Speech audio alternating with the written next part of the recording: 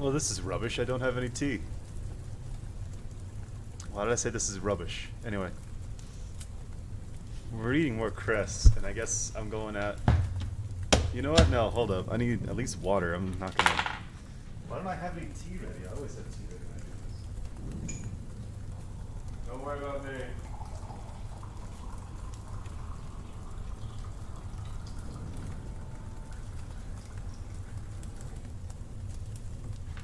All right. A little liquid. There we go. All right.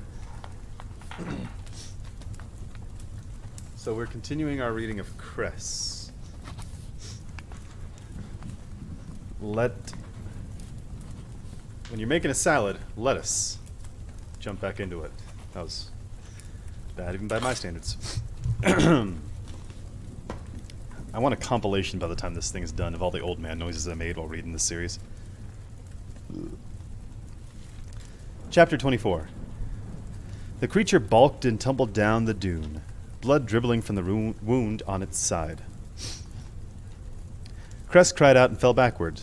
Thorne pulled her down into the sand. "Cress! Are you all right?" She was shaking, watching as the animal fell and rolled the rest of the way, gathering clumps of sand on its side. She wanted to scream, but any noise was paralyzed inside her, and she could think of nothing but that the animal had wanted to say something to her. And now the world was tilting and fading, and she was going to be sick, and there was blood in the sand, and she didn't know what had happened. And, "Cress! Cress!" Thorne's hands were on her, searching, and she realized dully that he thought she had been shot. She grabbed his wrists, holding them tight and trying to convey the truth through her grip when words wouldn't come to her. I'm all... She paused. They both heard it, panting, along with the slip and scramble of footsteps. Cress cowered, pressing into Thorne's embrace as terror washed over her. A man appeared at the top of the dune, carrying a shotgun. He saw the animal first, dying or dead, but then spotted Cress and Thorne from the corner of his eye. He yelped, barely keeping his balance, and gaped at them. His eyebrows disappeared beneath a gauzy headdress. His brown eyes and the bridge of his nose were all she could see of his face, the rest of him covered in a robe that draped nearly to his ankles, protecting him from the harsh desert elements. Beneath the robe peeked a pair of denim pants and boots that had long been sun-bleached and caked with sand.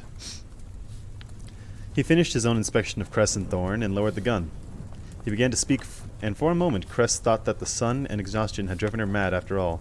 She didn't understand a word he said. Thorne's grip tightened on her arms. For a moment, the man stared at them in silence.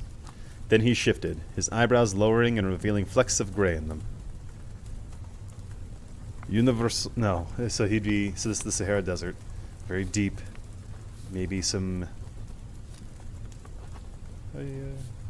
Universal, then. No, he wouldn't say... What kind of... I need like a... Universal, then. No, that's too Scottish. Universal, then. No, his very thick accent. Universal, then. Sure, why not? In a thick accent that still made it a struggle to capture the words. He scanned their ragged clothes and sheets. "You're not from here." "Yes, sir," said Thorne, his voice rusty. "We need help. My wife and I were attacked and robbed 2 days ago. We have no more water. Please, can you help us?" The man squinted. "Your eyes." Thorne's lips puckered. He'd been trying to hide his new disability, but his eyes still looked unfocused. "The thieves gave me a good blow to the head," he said, "and my sight's been gone ever since. And my wife has a fever." The man nodded. "Of course, He stumbled over the language. "My friends are not far. There's an oasis near here. We have a camp." Cress swooned. An oasis. A camp. "I must bring the animal," the man said, tilting his head toward the fallen creature. "Can you walk? Maybe 10 minutes?" Thorne rubbed Cress's arms. "We can walk." The 10 minutes seemed like an hour to Cress as they followed the man through the desert, treading in the wake carved out by the animal's carcass. Cress tried not to look at the poor beast, keeping her thoughts instead on the promise of safety. You. When she spotted the oasis, like paradise before them, a sudden burst of joy clawed up and out of her throat. They'd made it. Describe. Thorne murmured, gripping her elbow. There's a lake, she said, knowing that this one was real, and not sure how she ever could have confused that vague mirage with something so stark and vibrant. Blue as the sky, it's surrounded by grasses, and maybe a few dozen trees. Palm trees, I think. They're tall and skinny, and... The people, Cress, describe the people. Oh, she counted. I can see... Hang on.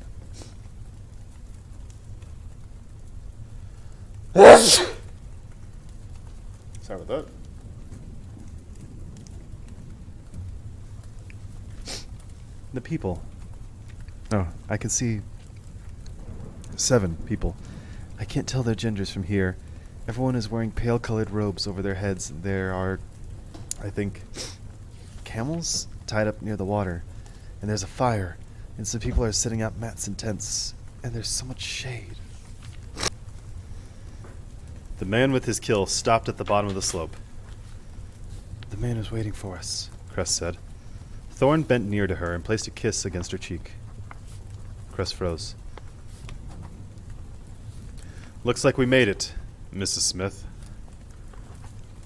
As they got closer to the camp, the people stood. 2 members of the group walked out into the sand to greet them. Though they wore their cloaks over their heads, they pulled the covers down around their chins, and Cress could see that one of them was a woman. The hunter spoke to them in his other language, and the mixture of sympathy and curiosity entered the faces of these strangers, but not without a touch of suspicion. Though the woman's eyes were the sharpest of the group, she was the first to smile. What a trial you've been through, she said, with an accent not quite as heavy as the hunter's. My name... What did I do? I guess it is. My name is Shinach, and this is my husband, Niels. Welcome to our caravan. Come, we have plenty of food and water. Niels, assist the man with his bag. Her husband came forward and took the makeshift sack off Thorne's shoulder. Though it had become lighter as their water had disappeared, Thorne's face was one of relief to have the weight gone. We have some food in there, he said. Oh, no, that's Thorne. We have some food in there, he said. Preserved nutrition packs, mostly. It's not much, but it's yours if you'll help us. Thank you for the offer, said Gina, but this is not a negotiation, young man. We will help you. Cress was grateful that no questions were asked as she and Thorne were led to the fire. The people shifted, eyeing them curiously as they made room on thickly woven mats. The hunter left them, dragging the animal's carcass to some other corner of the camp. What kind of animal is that? Cress asked, eyes stuck to the path left by its body. Desert addax, said Niels, handing her and Thorne each a canteen full of water. It was beautiful. It will also be delicious. Now drink. She wanted to mourn the animal, but the water was a blessed distraction. She dragged her attention to the canteen and did as she was told, drinking until her stomach ached from fullness. The people remained largely silent, and Cress felt the presence of their curiosity and stares closing in around her. She avoided meeting their eyes and unconsciously crept closer and closer against Thorne until he had no choice but to put an arm around her. We're deeply grateful to you, he said, offering an easy smile to no one in particular. It was very lucky that you found us, or that Conde found you, said Gina. The desert is not a kind place. You must have a very lucky star. Cress's lips tugged into a smile. You are very young. The word sounded accusatory. You're very young. The word sounded accusatory to Cress's ears, but the woman's face was kind. How long have you been married? Newlyweds, said Thorne, giving Cress a squeeze. This was supposed to be our honeymoon. So much for that lucky star, I guess. I'm not as young as I look, Cress added, feeling like she had to offer something to the act, but her voice squeaked and she quickly regretted speaking. Gina winked. You'll be grateful for that youthfulness someday. Cress lowered her gaze again, and was glad when a wide spoon and a bowl of steaming food was set beside her, smelling exotic and spicy and rich. I don't know why I said it that way. She hesitated and risked a sideways glance at the woman who handed it to her, not sure if she was supposed to share or pass it to the next person, or eat very slow and delicately, or... but within moments, everyone around the fire was enjoying their own food with relish. I prefer mine with ketchup. That was a stupid joke. Flushing with hunger, Cress pulled the bowl onto her lap. She nibbled slowly at first, trying to identify the earthen foods. Peas she easily recognized. Those they had on Luna too. But there were some other sorts of vegetables that she didn't know, mixed with rice and covered in a thick, aromatic sauce. That actually sounds really freaking good. Yo, with some meat chunks. Oof. Little roast! Why did I say it like that? She scooped out a chunk of something yellowish and firm. She bit into it and discovered it was tender and steaming on the inside. Don't they have potatoes where you come from? Cress jerked her head up and saw Gina watching her curiously. She gulped. This sauce, she said quietly, hoping Gina wouldn't notice her evading the question. Potatoes, of course. Luna's potatoes were a darker color, with a flakier texture. What is it? Just a simple curry. Do you like it? Ah, curry! Ah. Okay. I like curry. Sometimes. Kind of. A little bit. Not really. She nodded enthusiastically. Very much, thank you. Realizing that all eyes had turned to her again, she hastily shoveled the rest of the potato into her mouth, though the spices were making her cheeks flush. It's the turmeric, kid. Trust me, that's why I'm like, with curry. I heard Japanese curry is great, though. And Korean curry. I think, was it Korean curry? I don't know. As she ate, a plate of dried meats was passed to her. She did not ask from what animal, and then a bowl filled with a juicy orange fruit and sweet green-tinted nuts that were full of so many more flavors than the protein nuts Sybil had often brought her for her. Are you traders? Traders? Not traitors. Traders. Thorne asked, accepting the handful of shelled nuts that Cress pressed into his palm. We are, said Gina. We make this trek 4 times a year. I am upset by the threat of thieves. We haven't had such trouble in ages. Desperate times, said Thorne with a shrug. If you don't mind my asking, why camels? It makes your way of life seem very secondera. Not at all. We make our living serving many of the smaller communities in the Sahara, many of which don't even have magnets on their own streets, much less on the trade routes between them. Cress noticed Thorne's hand tightening around his bowl. The Sahara. So her stargazing had been correct. But his expression remained impassive, and she forced hers to do the same. Why not use wheeled vehicles then? We do occasionally, said one of the men, for special circumstances, but the desert does harsh things to machinery. They're not as reliable as camels. I don't know why I'm giving him that accent. Gina took a few slices of the sticky sweet fruit and added it to the top of her curry. This may not be a luxurious life, but we stay busy. Our towns rely on us. Cress listened attentively, but kept her attention on the food. Now that they were safe, sheltered, and fed, she was developing a new fear, that at any moment one of these men or women might look at her and see something different, not quite earthen. Or that they would recognize Thorne, one of the most wanted fugitives on the planet. When she dared to look up, she found their focus pinned on her and Thorne.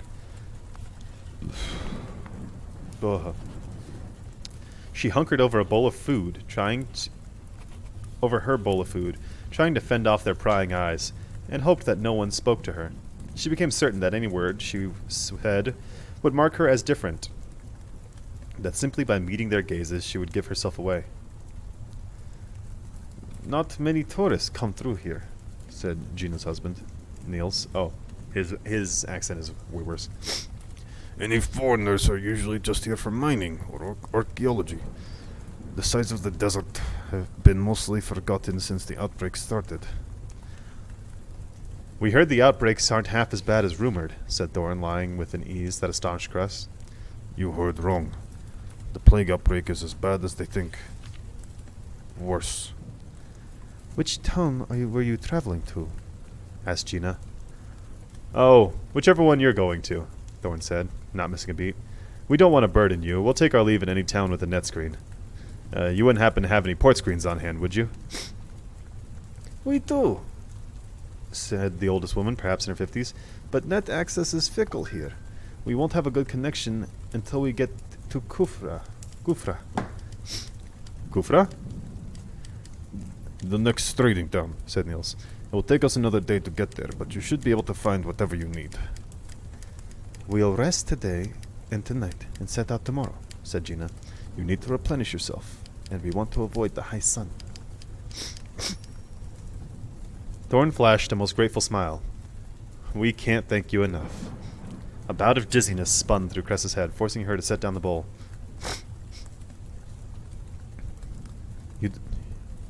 You don't look well, someone said. She wasn't sure who. My wife was feeling ill earlier. You should have said. She could have heat sickness. Gina stood, setting aside her food. Come, you should not be so near the fire. You can use Gwendy's tent tonight, but you should drink more before you sleep. Jamal, bring me some damp blankets.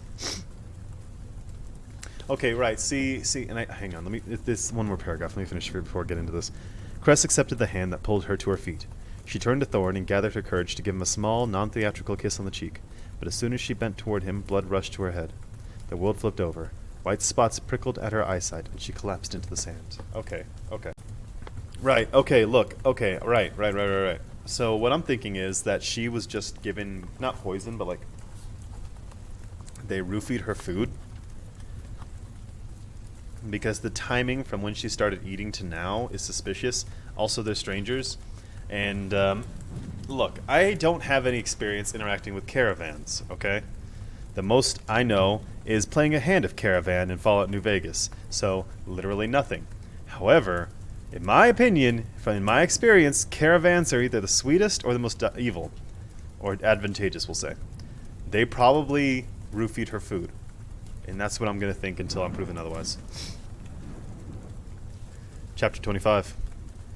Cinder pulled back the drapes and stepped into the shop, holding the curtain for Jason as she surveyed the shelves around her.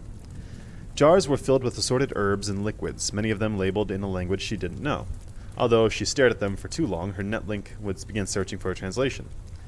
These exotic ingredients were scattered among boxes of drugs and bottles of pills that she recognized from pharmacies in the Commonwealth, along with bundles of gauze and bandages, pasty ointments, port screen accessories designed for taking various vital stats, massage oils, candles, and anatomical models. I'm sorry. Flecks of dust caught on a few streams of light that filtered in from dirty windows, and a fan spun lazily in the corner, doing little to dispel the dry heat. In the corner, a holograph displayed the progression of internal bleeding due to a side injury, occasionally flickering. Jason meandered toward the back of the shop, still walking with a slight limp. Hello? Cinder called. Another curtain hung over a doorway on the far wall, alongside an old mirror and a standing sink that was overgrown with a potted plant. The curtain swished and a woman ducked through, pulling an apron over the plain jeans and a brightly patterned top. Come! She spotted Cinder, her eyes widened, followed by an enormous smile as she yanked the apron strings behind her. Welcome! It says she said in a thick accent, but it should be the same. Welcome!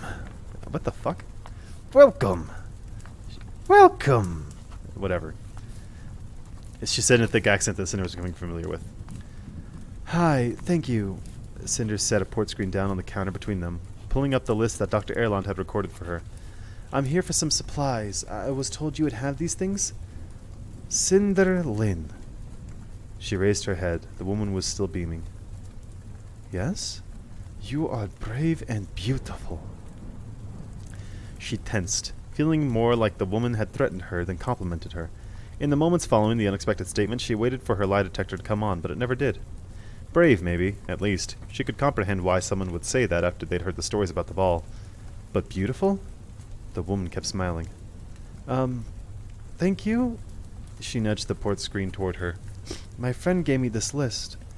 The woman grabbed her hands and squeezed. Cinder gulped, surprised not only by the sudden touch, but at how the woman didn't flinch when she took her metal hand.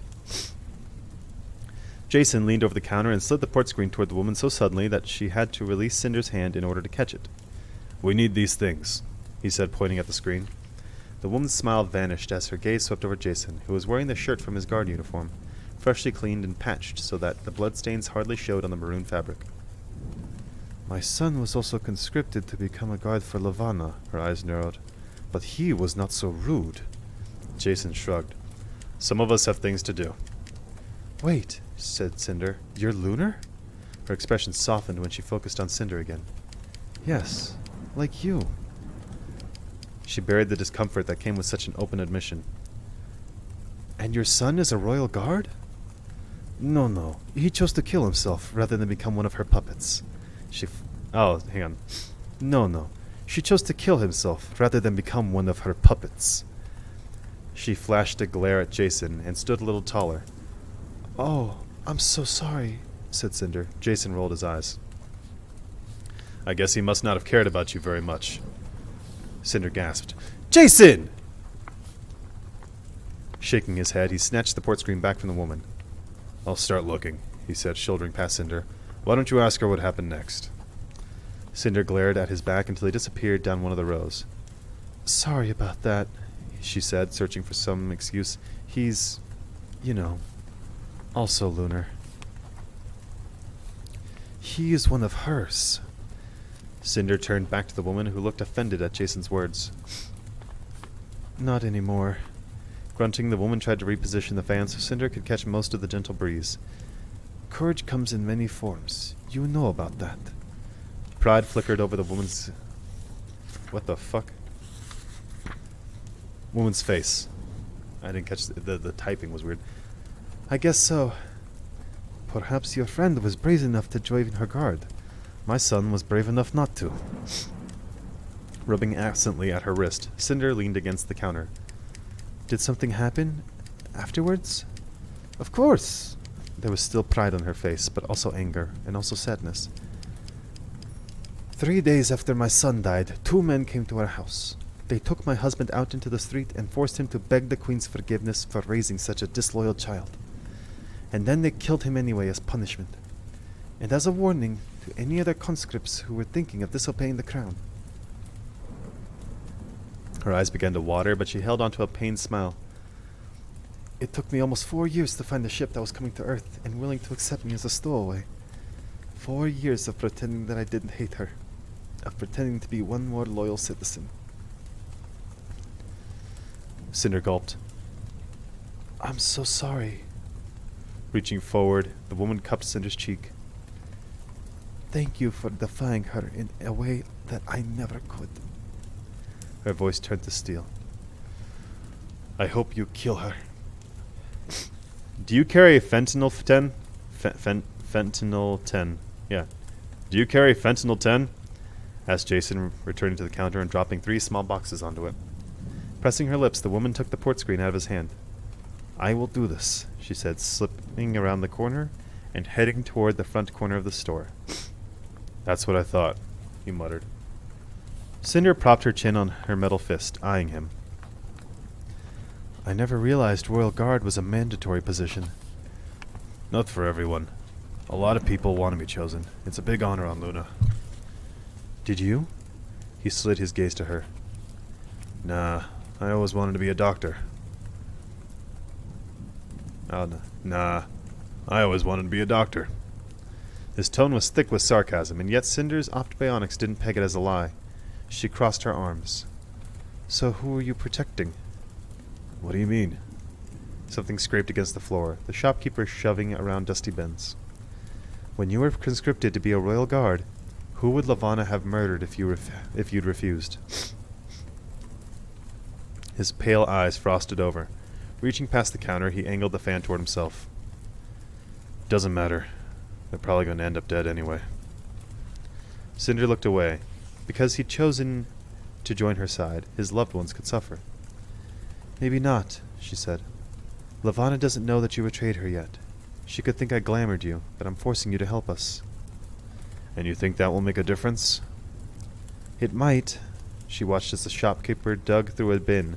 A fly buzzed near her head, and Cinder batted it away. So how does one get chosen to be a royal guard anyway? There are certain traits they look for. And loyalty isn't one of them? Why would it be? She can fake loyalty. It's like with your special ops friend. He would have shown fast reflexes, good instincts, and some amount of common sense. Match him up with a thaumaturge who can turn him into a wild animal, and it no longer matters what he thinks or wants. He just does what he's told. I've seen Wolf fight it, Cinder said, feeling compelled to defend him now that Scarlet wasn't here to do it. The first time Cinder had seen Wolf, he'd been covered in blood and crouched threateningly over Scarlet. Though Scarlet had always insisted that he wouldn't have hurt her, that he was different from the others. Stronger. Of course, that was before Wolf had gotten himself shot taking a bullet for a thaumaturge, moments before Scarlet was kidnapped.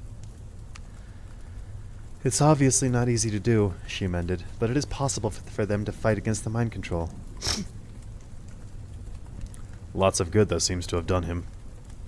Locking her jaw, Cinder pressed her metal hand against the back of her neck, letting it cool her down. He'd rather fight and lose than become another one of her pawns. We all would. Good for you. Not everyone's given that option. She noticed that his hand had settled comfortably on the knife sheathed against his thigh. Clearly, Lavanna didn't want you for your chattiness. So what were the traits you possessed that made you think you'd be a good guard? That made her think you'd be a good guard. That look of smug amusement returned, like he was letting her in on a private joke. My pretty face. Can't you tell? He said. She snorted. You're starting to sound like Thorne. She stumbled over his name. Thorne, who would never make jokes about his own charisma again. Jason didn't seem to notice. It's sad, but true. Cinder swallowed her sudden remorse. Lavanna chooses her personal guards based on who makes the best wall decorations? I'm suddenly feeling better about our chances. That, and our very weak minds. You're kidding. Nope. If I'd been good with my gift, I might have made thaumaturge. But the Queen wants her guards to be easily controlled. We're like puppets for her to shuffle around. After all, if we show the slightest resistance to being controlled, it can mean the difference between life and death for Her Majesty. Cinder thought of the ball, when she'd had the gun and tried to shoot Lavanna. The red-haired guard jumped in front of the bullet without hesitation. She'd always assumed he'd been doing his duty to protect the Queen, that he'd done it willingly, but now she recognized how his movements were too jerky, too unnatural, and how the Queen hadn't even flinched. She'd been controlling him. Jason was right. He'd acted just like a puppet. But you were able to resist control on the ship. Because Thaumaturge Miro was preoccupied with your operative. Otherwise, I would have been the same brainless mannequin that I usually am. His tone was self-deprecating, but Cinder could detect bitterness beneath it. Nobody liked to be controlled, and she didn't think anyone ever got used to it.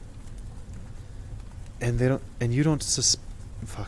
you don't think they suspect that you're a traitor? If that's what you are. His thumb traced around the knife handle. My gift is pretty much worthless. I couldn't even control an earthen, much less a skilled lunar. I could never do what you do. But I've gotten pretty good at keeping my thoughts empty when the Queen or Thaumaturge is around. To them, I have about as much as brains and willpower as a tree stump. Not exactly threatening. Near the front of the store, the woman started humming to herself as she scavenged for Cinder's supplies. You're doing it right now, aren't you? Said Cinder, crossing her arms. Keeping your thoughts empty? It's a habit. Closing her eyes, Cinder felt around for him with her thoughts. His presence was there, but just barely. She knew that she could have controlled him without any effort at all, but the energy rolling off his body didn't give anything away. No emotions, no opinions, he simply melted into the background. Huh. I always thought that your training must have taught you that. Just healthy self-preservation. Furrowing her brow, she opened her eyes again. The man before her was an emotional black hole, according to her lunar gift. But if he could fool Lavanna... She had narrowed her eyes. Lie to me. What? Tell me a lie. It doesn't have to be a big one. He was silent for a long time, and she imagined she could hear him sifting through all the lies and truths, weighing them against each other. Finally, he said, Lavanna's not so bad, once you get to know her. An orange light blinked on in the corner of her vision. At Jason's mocking grin, Cinder started to laugh, the tension rising off her shoulders like heat waves off the desert sand. At least her cyborg programming could still tell whether or not he was lying to her.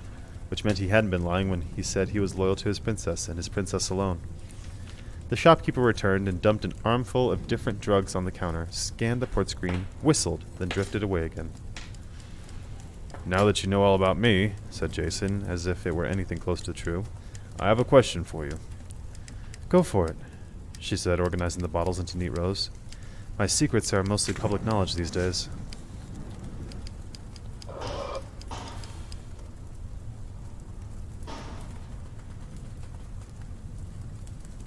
They're emptying the dumpster and I heard a metal clang and I'm like, oh, did that come out of my body? I should be scared. "I may not be able to hide my emotions from the Queen, but I can't hide the fact that I'm lunar, and that I can be controlled by her. But when you first came to the ball, your gift seemed non-existent. Honestly, I thought you were Earthen at first. And I know that's why the Queen and Thaumaturge Mira were taunting you, treating you like a shell, which you might as well have been for how powerless you were." He stared at Cinder, as if trying to see into the mess of wires and chips in her head. "Then suddenly, you weren't powerless anymore. Your gift was practically blinding, maybe even worse than Levana's." "Gee, thanks," Cinder muttered. "So how did you do it? How could you hide that much power? Levana should have known immediately. We all should have known.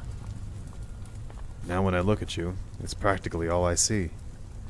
Biting her lip, Cinder glanced toward the mirror over the shop's small sink. She caught her reflection and wasn't surprised to find a smudge of dirt on her jaw. How long had it been there? And strands of hair falling messily out of her ponytail. Fucking God, just not read. Just let me read without making noises. True to form, the mirror showed her just as she had always been. Plain, dirty, a cyborg. She tried to imagine what it would be like to see herself as she saw Queen Levana. Frighteningly gorgeous and powerful. I need to try that again. She tried to imagine what it would be like to see herself as she saw Levana, frighteningly gorgeous and powerful. But it was impossible with that reflection staring back at her. That was why Levana despised mirrors so much, but Cinder found her reflection almost comforting. The shopkeeper called her brave and beautiful. Jason called her blinding. It was kind of nice to know that they were both wrong. She was still just Cinder. Tucking a strand of hair behind her ear, she tried her best to explain to Jason the bioelectricity security system her adoptive father had invented and installed on her spinal cord. For years it had prevented her from using her gift, which was why, until recently, she hadn't known she was lunar at all. The device was meant to protect her, not only by preventing her from using her gift so that Earthens wouldn't know what she was, but also to prevent the side effects that most lunars experienced when they didn't use their gifts for long periods of time. Side effects of delusions and depression and madness. "That's why you might overhear Dr. Erland babbling to himself sometimes," he said. "He didn't use the gift for years after coming to Earth, and now his sanity is..." Wait.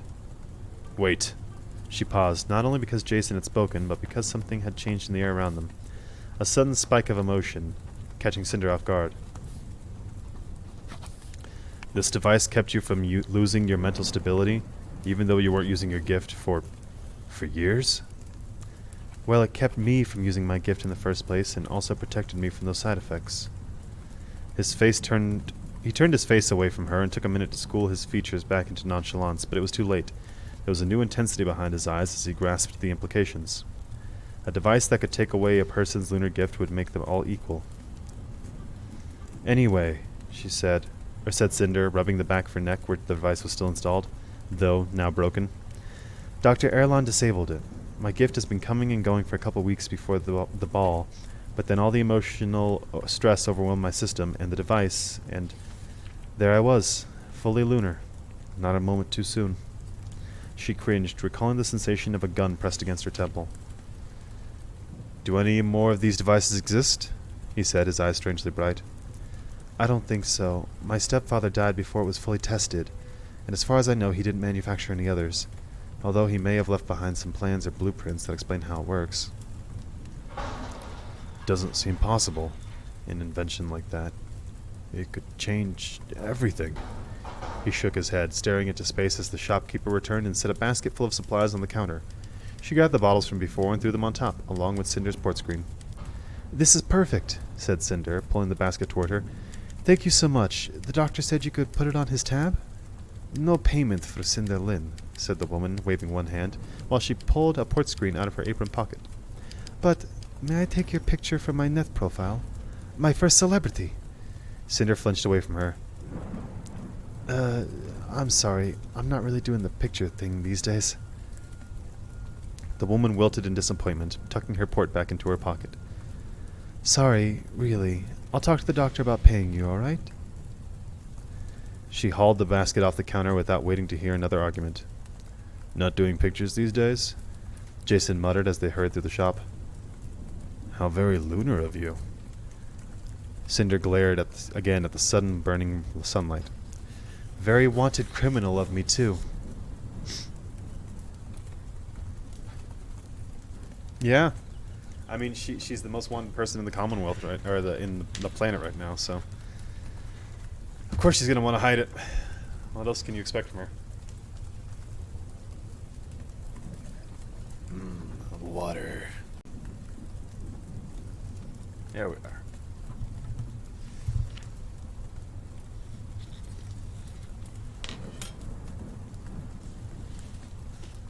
Continuing Cress. Chapter 26. Although Scarlet's thoughts were as thick as mud, her fingers were nimble and fast, dancing through the familiar motions of powering down the pod ship. Just like all those nights she returned to the farm after finishing her deliveries, she could almost smell the musty tang of her grandma's hangar, combined with the fresh, earthy breeze coming off the fields. She lowered the landing gear and eased down the brakes. The ship settled, humming idly for a moment before she shut down the engine, and it fell silent. Something thumped behind her. A woman began to yell shrilly, her anger made sticky and confusing in Scarlet's cobwebbed brain. A headache began to throb in front of her skull, gradually taking over her entire head. Scarlet flinched and leaned back in the pilot's seat, pressing her palms over her eyes to block out the pain, the swamp of confusion, the sudden piercing light that burst through her vision. She groaned, slumping forward. No harness caught her like she'd expected, and soon she was hunched over her knees, taking full, gasping breaths as if she had nearly drowned. Her mouth was dry, her jaw aching, as if she'd been grinding her teeth for hours. But as she held very still and choked on very deep breaths, the throbbing in her head began to subside. Her thoughts cleared. The muffled yelling sharpened and spiked. Scarlet opened her eyes. A surge of nausea passed over her, but she swallowed hard and let it pass. She instantly knew that this was not her delivery ship, and she was not in her grandmother's hangar. The smell was all wrong, the floorboards too clean. Want Lieutenant Hensla sent down immediately, along with a full team for scouting and ship identification. The woman's voice shot like electricity through Scarlet's nerves, and she remembered. The ship, the attack, the gun in her hand, the bullet hitting Wolf in the chest, the sense of hollowness as the thaumaturge burrowed into her brain, took over her thoughts, took away all sense of identity and will.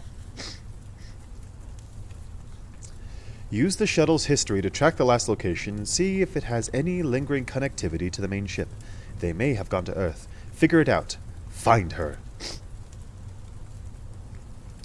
Scarlet raised her head enough that she could peer out of the pod ship's window. Luna. She was on Luna, docked in an enclosed space that was nothing at all like the hangars she had known or the pod ship dock of the Rampion. It was large enough to house a dozen shuttles, and a few were already lined up alongside hers, their sleek shapes ornamented with the royal lunar insignia. The walls were jagged and black, but speckled with small glowing lights to mimic a non-existent sky. A faint light was glowing up from the ground, so that the shadows of the pod ship stretched like birds of prey along the cavernous walls. At the end of the row of ships was an enormous arched doorway, embedded with glittering stones that depicted a crescent moon rising above planet Earth. Took this decom from the programmer who betrayed us. See if the software techs can use it to trace the companion ship. The pod ship door behind her was still open, and the thaumaturge was standing just outside the ship, yelling at the people who had gathered around her.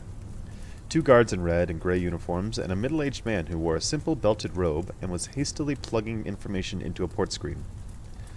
The thaumaturge's white coat was smeared with blood, and soaked through where it draped over her thigh.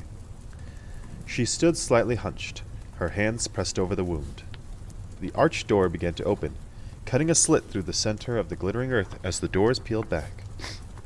Scarlet ducked back down. She heard the subtle click and hum of magnets, the clatter of footsteps. Finally, the thaumaturge seethed. The uniform is ruined. Cut away the material and be quick. The bullet didn't pass through, and the wound hasn't... She cut off with a hiss. Daring to glance up, Scarlet saw that 3 new people had arrived, dressed in white lab coats. They brought a hovering gurney with them, stocked with a full lab's worth of medical supplies, and were all crowding around the thaumaturge, one unbuttoning her coat while the other tried to cut a square of fabric away from her pants, though the material seemed to have cemented itself to the wound. The thaumaturge recovered and rearranged her features to disguise how much pain she was in, though her olive skin had taken on a yellowish pallor. One of the doctors managed to peel the material away from the wound.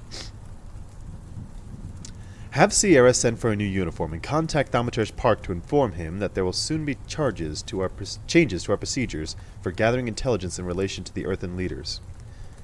Yes, Thaumaturge Mira, said the middle-aged man.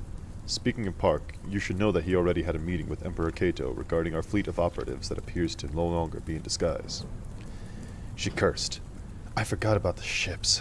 I hope he was smart enough not to tell them anything before we've established an official statement. She paused to take in a warbling breath. Also inform Her Majesty of my return. Scarlet slid down in the seat. Her eyes darted to the door on the other side of the pod ship. She considered starting the engine, but she had no chance of escaping in the Rampion shuttle.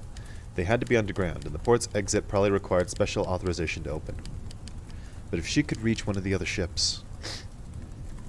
Trying to take calming breaths, she inched herself over the central console into the co-pilot seat. She braced herself, her heart pummeling against her collarbone. She counted down from 3 in her head, before unlatching the door, prying it open at glacial speed so the movement wouldn't be noticed by the Lunars behind her. Slipping out and settling her sneakers onto the floor, now she could tell where the peculiar light was coming from. The entire floor was set in glowing white tiles, making it feel as if she were walking on, well, the moon. Sorry, I had to take a second to get some tea in me. Oh, that tea's very hot, but that's a lot sweeter than my usual tea. I like that. I like that a lot.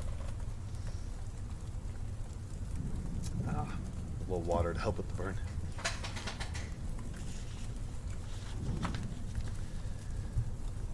She paused to listen. The doctors were discussing entrance wounds. The assistant was listing times for a meeting with the Queen. For once, the thaumaturge had gone silent. Breathe. Breathe. Scarlet stepped away from the pod ship. Her hair was clinging to her damp neck, and she was trembling with fear and building adrenaline and the encroaching knowledge of how this would never work. She wouldn't be able to get into the lunar ship. They would shoot her in the back at any moment, or she would get in the ship but not know how to fly it, or the port's exit wouldn't open. But the Lunars were still carrying on behind her, and she was so close, and this could work. This had to work. Crouching against the lunar ship's shimmering white body, she licked her lips and inched her fingers toward the door panel. Her hand froze. Her heart plummeted. The air around her fell silent, charged with an energy that made every hair stand up on Scarlet's arms. Her mind stayed sharp this time, fully aware of how close she had come to getting inside that ship and making a mad dash for her safety, and at the same time fully aware that she'd never had a chance. With a snap, her hand unfroze, and she dropped it to her side. Scarlet forced her chin up, and, using the side of the pod ship for balance, she stood and turned to face the thaumaturge. Sitting on the hovering gurney, Sybil Mira had been stripped down to a light undershirt and was leaning to one side so the doctors could have access to the bullet wound. There was blood speckled on her cheek and brow, and her hair was tangled and clumped haphazardly with yet more blood. But she still managed to look intimidating as her gray eyes held Scarlet pinned against the ship. The doctors were hunkered over her thigh, working intensely, as if they were afraid she would notice that they were there as they cleaned and inspected and stitched. The 2 guards had their guns in hand, though their stances were relaxed as they awaited orders. The assistant, who had been middle-aged and plain in every way before, had changed. Though he still wore the belted robe, he himself had become unearthly handsome. Early 20s, strong jaw, with pitch black hair slicked neatly back from a widow's peak on his brow. Scarlet clenched her jaw and forced her brain to remember what he looked like before, to not give any weight to his imposed glamour. It was only a small rebellion, but she embraced it with all the mental strength she had left. This must be the hostage taken from the cyborg ship, the assistant said. What shall I have done with her? The thaumaturge's gaze narrowed on Scarlet with a hatred that could have melted skin off bones. The feeling was mutual. Scarlet glared right back. I need time to brief Her Majesty about her, said Sybil. I suspect she will want to be present when the girl is questioned. She twitched as pain flickered across her face. Scarlet could see the moment when the thaumaturge lost interest in Scarlet's fate, and when her shoulders slumped, and she drew on whatever energy she had left to lower herself fully onto the gurney. I don't care what you do with her in the meantime. Give her to one of the families if you want. The assistant nodded and gestured to the guards. Within seconds, they had stepped forward and pulled Scarlet away from the pod ship, locking her hands behind her with some sort of binding that dug into her forearms. By the time they began marching her toward the enormous arched doors, the doctors and the thaumaturge were already gone.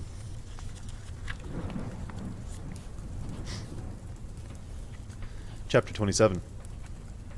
In time... Time passed in a haze, dreams and reality blurring together. Being pulled from her sleep, forced to sit up and drink some water, snips of muddled conversations, shivering, hot and sweating and kicking off the thin blankets, Thorne beside her, tying a blindfold round his head, hands holding the water bottle to her lips. Drink, drink, drink. Eat this soup. Drink some more. Unfamiliar laughter making her curl up into a ball and burrow beneath the blankets. Thorne's silhouette in the moonlight, rubbing his eyes and cursing, gasping for breath in the hot air, sure that she was going to suffocate beneath the blankets, and that all the oxygen would be sucked up into the dark night sky. Desperate for water, itchy from the sand still in her clothes and hair. Light, darkness, light again. Finally Cress awoke, groggy but lucid. Saliva was thick and sticky in her mouth, and she was lying on a mat inside a small tent, alone. It was dark beyond the thin fabric walls, and the moonlight spilled over the pile of clothing at her feet. She felt for her hair, meaning to strangle her wrists with it, but found it chopped beneath her ears. The memories returned, lazy at first. Thorne in the satellite, Sybil and her guard. The fall, and the knife, and the cruel desert stretching to the ends of the earth. She could hear voices outside. She wondered whether the night had just begun or was already ending. She wondered how long she'd slept. She seemed to recall arms around her, soft knuckles brushing sand off her face. Had it been a dream? The tent's flap opened and a woman appeared with a tray, the older woman from the fire. She beamed and set down the food and some sort of soup and a canteen of water. Finally, she said in that thick, unfamiliar accent, crawling over the mounds of disheveled blankets. How do you feel? She pressed the palm to Cress's forehead. Better. Good. How long was I? 2 days. We're behind schedule now, but no matter. It's good to see you're awake. She sat down beside Cress. It was a snug fit in the tent, but not uncomfortable. You'll have a camel to ride when we leave. We need to keep your wounds clean. You were lucky we got to you before the infection. Wounds? The woman gestured to her feet, and Cress bent over. It was too dark to see, but she could feel bandages.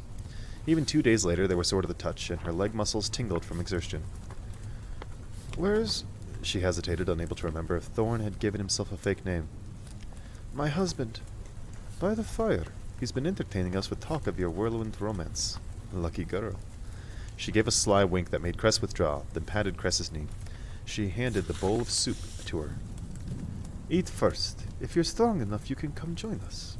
She scooted back toward the entrance. Wait, I have to...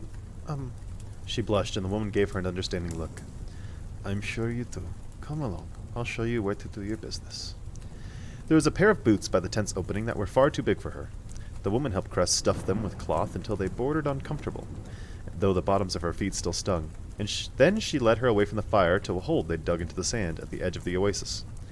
2 sheets had been hung up for privacy, and there was a young palm tree to balance on while Cress relieved herself. When she was done, the woman guided her back to the tent and then left her alone to savor the soup. Her appetite had returned tenfold since her first meal in the oasis. Her gut felt hollow, but the broth soothed her as she listened to the chatter of strangers. She tried to pick out Thorne's voice, but couldn't. When Cress crawled out of the tent again, she saw 8 forms seated around the fire. Gina was stirring a pot half buried in the sand, and Thorne sat relaxed and cross-legged on one of the mats. He had a bandana around his eyes. "She rises!" yelled the hunter Quende. Thorne raised his hand, and his surprise broke into a toothy grin. "My wife?" he said, louder than necessary. Cress's nerves crawled to find so many strangers staring at her.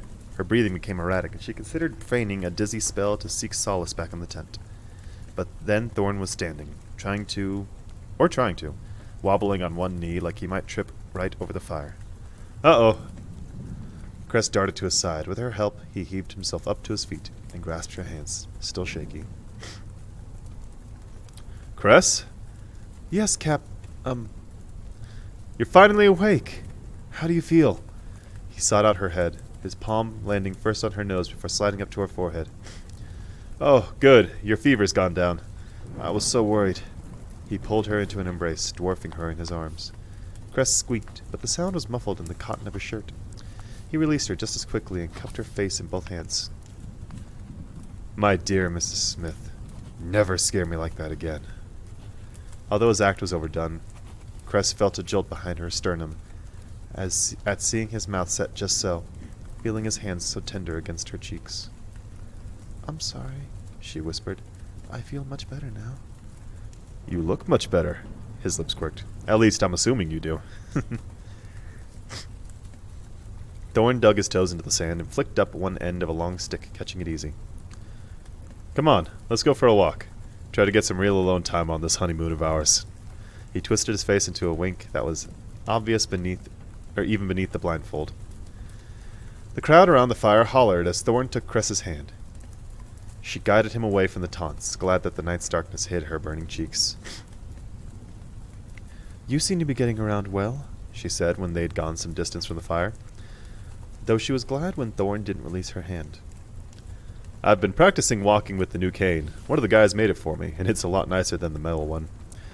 The camp setup still confuses me, though. I swear they keep moving stuff around every time I think I've got it figured out." "I should have been there to help you," she said as they neared the small lake. "I'm sorry I slept so long." He shrugged. "I'm just glad you're all right. I was really worried." His attention caught on their intertwined fingers like a beacon. Every twitch, every heartbeat, every step was broadcast through her entire body. It wasn't long before her imagination had them lying together in the warm sand, his fingers stroking through her hair, his lips working their way along her jaw. "So, listen," said Thorne, snapping her away from the dream. "I told everyone that once we get to town, we're going to call up my uncle in America and have him send transportation, so we won't be continuing on with them." Cress tucked her hair behind her ears, still shaking off the tendrils of the fantasy. The touch of night air on her neck was unexpectedly pleasant. "And you think we'll be able to contact your crew?" "That's my hope. The ship doesn't have any tracking equipment, but given that you were able to find our location before, I thought maybe you could find some way to at least get a message to them." They made a full circle around the camels, who eyed them with blatant disinterest, while Cress's brain started rummaging through a dozen possible means of communicating with an untraceable ship, and what she would need to accomplish it. She hadn't been able to do it from the satellite, but with the right net access. She was grateful when they arrived at their little tent. Though the walk had been short, the large boots had already begun to burn. She sank down on the mat and pulled one off, inspecting the bandages as well as she could in the dark. Thorne settled down beside her. "Everything all right?" "I hope we can find some shoes when we get to this town," she said dreamily. "My first pair of real shoes." He smirked. "Now you're sounding like a true earthen lady." No, he wouldn't say it. Now you're sounding like a true earthen lady." She glanced toward the fire to make sure no one overheard them. "Can I ask why you're wearing a blindfold?" His fingers skimmed the material. I think it was making people uncomfortable, my staring into space all the time, or looking right through them. She dipped her head, pulling off the second boot. It didn't make me uncomfortable. I think your eyes are, well, dreamy. His lips quirked. So you have noticed. Pulling off the bandana, he tucked it into a pocket before stretching his legs out in front of him. Cress fidgeted with the blunt ends of her hair, staring at his profile with a longing that made her entire body ache. Finally, after an agonizing minute of gathering her courage, she shifted closer to him and leaned her head against his shoulder.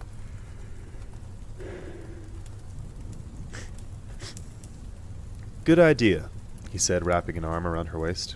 How could they not think that we're in love? How could they? She murmured. She squeezed her eyes shut and tried to memorize the exact feeling of him. Cress? We're good, right? She peeled her eyes open. A crop of palm trees in front of her glowed orange in the fluttering firelight, and she heard the bursting crackle of sparks, but the noise seemed far away. What do you mean? I was just thinking about, what you said out in the desert. I figured it was mostly the fever speaking, but even still, I have this habit of saying things without really thinking about them, and with you being new to this whole socializing thing. He trailed off, his arm tightening around her waist. You're awfully sweet, Cress. I don't want to hurt you. She gulped, her mouth feeling suddenly chalky.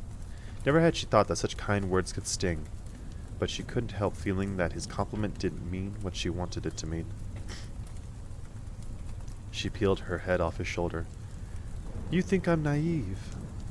Sure, a little, he said, Sure, a little. He said so matter-of-factly that it seemed less of an insult than being called sweet. But mostly I just think I'm not the best person to demonstrate all the goodness humanity has to offer. I don't want you to be too disappointed when you realize that. Cress nodded her fingers in her lap. I know you better than you think, Captain Thorne. I know that you're smart and brave and thoughtful and kind and charming. Charming and charismatic. Charismatic and handsome. She pressed her lips and glared at him, but his mocking grin had swept away any hints of sincerity. I'm sorry. Please continue. Perhaps more vain than I'd realized. He threw his head back and laughed. Then, to hear her surprise, he reached over and took her hand, his other arm still around her waist. For having such limited social experience, you, my dear, are an excellent judge of character. I don't need experience. You can try to hide it behind your bad reputation and criminal escapades, but I can see the truth. Still beaming, he nudged her with his shoulder. That on the inside, I'm really just a sappy, lovelorn romantic? She dug her toes into the sand. No. That you're a hero. A hero? Well, that's even better. And it's true. He hid his face behind his hand, dragging Cress's hand along with it. It occurred to her that this entire conversation was a joke to him, but how could he not see it? You're killing me, Cress. When have you ever seen me do anything that would be considered heroic? Rescuing you from the satellite was all Cinder's idea. You're the one who kept us from crashing and got us through the desert. I'm not talking about any of that. She yanked her hand out of his grip. What about when you tried to raise money to help pay for android assistance for the elderly? That was heroic, and you were only 11. His smile slipped away. How did you know about that? I did my research, she said, crossing her arms.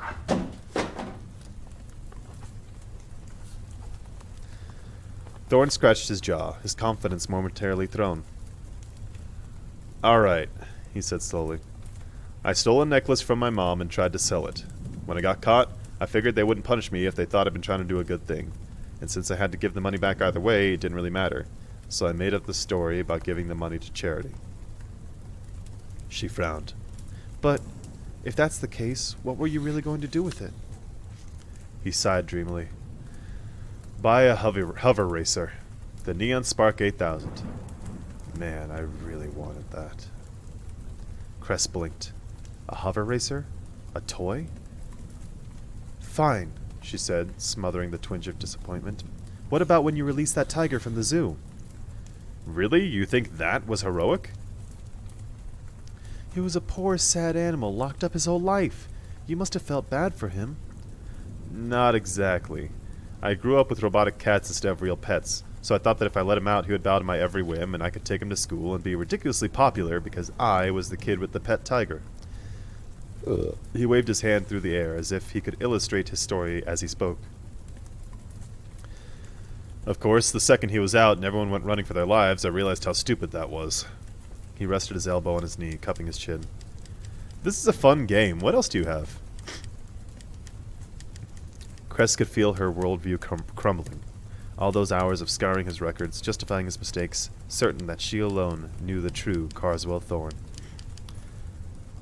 What about Kate Fallow, she said, almost dreading his response. He cocked his head. Kate Fallow.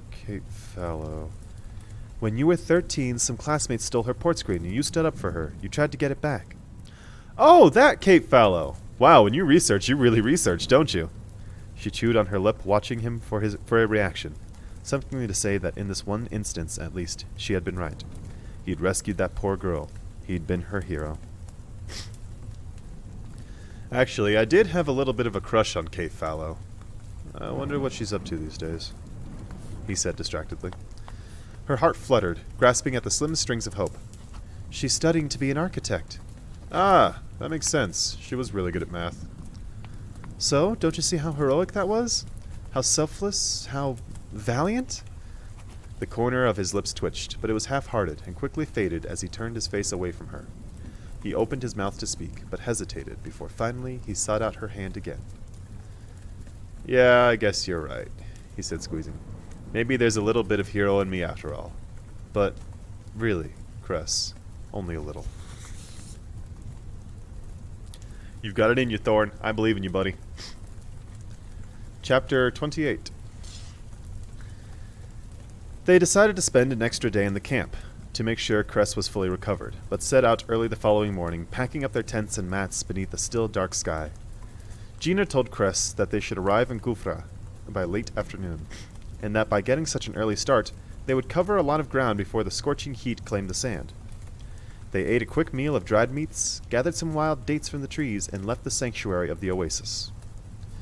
Though it required a lot of careful repacking of trade goods and equipment, Cress was given a camel to ride. She was grateful. The mere thought of walking made her want to break down in sobs. And yet she soon found that the beast was not the epitome of comfort either.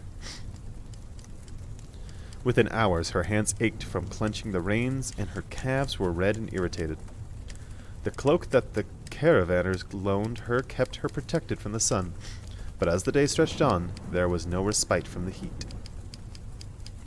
They traveled east, parallel with the mountains. Thorne stayed at her side, a steadying hand on one of the saddlebags, and the tip of his new lighter cane skimming the sand. Still wearing the blindfold, he walked with deceptive ease. Cress offered to let him ride the camel numerous times, but he always declined. She sensed that it was becoming a matter of pride. He was proving, perhaps, to himself, that he could walk without assistance, that he could be independent, that he could keep a confident smile on his face as he did so. They spent most of the morning in silence, and Cress couldn't help losing herself in daydreams that mostly revolved around his fingertips, tracing patterns on the inside of her wrist. By midday, they were under attack by the relentless heat and wind-blown sand that pummeled them, trying its best to seep into the folds of their clothes. But the sun was no longer on their faces, and gradually the dunes gave way to a hard, rocky plateau. In the afternoon, when the sun was at its worst, they came across a dried-up riverbed and stopped to rest. They found a shaded spot in the overhang of a squat cliff, and two of the men wandered off and returned a while later, with all their water canteens full to the brim. Gina explained that there was a water hole hidden in a nearby cope of rocks that was fed from the same underground spring Kufra was situated on, the trading city where they were headed. Climbing back onto the camel after the break was torture, but Cress reminded herself that anything was better than walking. The afternoon brought more rocky lowlands, followed by a few hours of dunes. They passed a snake, and Cress found that she was the only one who was afraid of it, despite Gwende confirming that it was poisonous. The snake curled up on itself and watched them pass by with lazy eyes, not even bothering to hiss or bare its fangs like the snakes on the net dramas always did. Still, from her vantage point, Cress carefully monitored where Thorne stepped, and her heartbeat didn't slow until the snake could no longer be seen behind them.